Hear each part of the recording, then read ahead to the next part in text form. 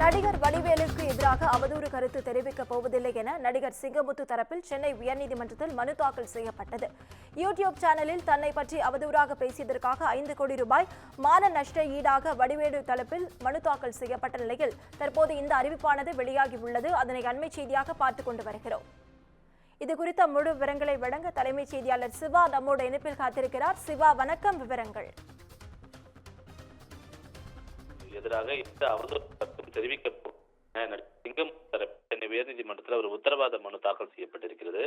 YouTube சேனல்களுக்கு அளித்த பேட்டியில தன்னை பற்றி அவதூறாக பேசியதற்காக 5 கோடி ரூபாயை மான நஷ்ட ஈடாக வழங்க கோரியும் நடிகர் சிங்கமுத்துவுக்கு உத்தரவிட தன்னை பற்றி அவதூறாக பேச தடை விதிக்க வேண்டும் எனவும் நடிகர் வடிவேலு சென்னை உயர்நீதிமன்றத்தில் ஒரு வழக்கை தாக்கல் செய்திருந்தார்.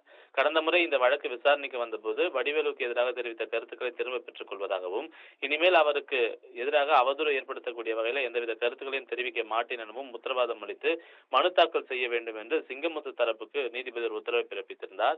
இந்த நிலையில்தான் இந்த வழக்கு நீதிபதி ஜெயச்சந்திரன் முன்பு இன்று மீண்டும் விசாரணைக்கு வந்தபோது ஏற்கனவே பிறப்பிக்கப்பட்ட உத்தரவின்படி நடிகர் சிங்கமுத்து தரப்பில் உத்தரவாத மனு தாக்கல் செய்யப்பட்டிருந்தது. அதில் இந்த உரிமையியல் வழக்கு நிலுவையில் இருக்கும் வரை நடிகர் வடிவேலுக்கு எதிராக அவதூறான மற்றும் தவறான எந்த தகவல்களையும் வாய்மொழியாகவோ எழுத்து மூலமாகவோ டிஜிட்டல் முறையிலோ வெளியிடப் போவதில்லை என்று அவர் தெரிவித்திருக்கிறார். இதனை பதிவு செய்து கொண்ட நீதிபதி பிரதான வழக்கினுடைய விசாரணையை ஜனவரி 21ஆம் தேதிக்கு ஒத்திவைத்து உத்தரவு பிறப்பித்திருக்கின்றார். நவீனா,